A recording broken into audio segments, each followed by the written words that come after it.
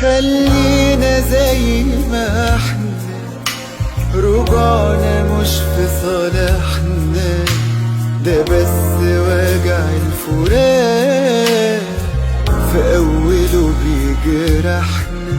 ومع الأيام صدقني البعد هيريحنا، ده هو وجع الفراق في أوله بيجرحنا.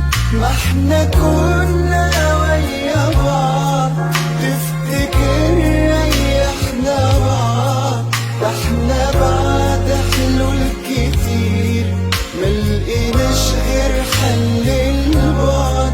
يبقى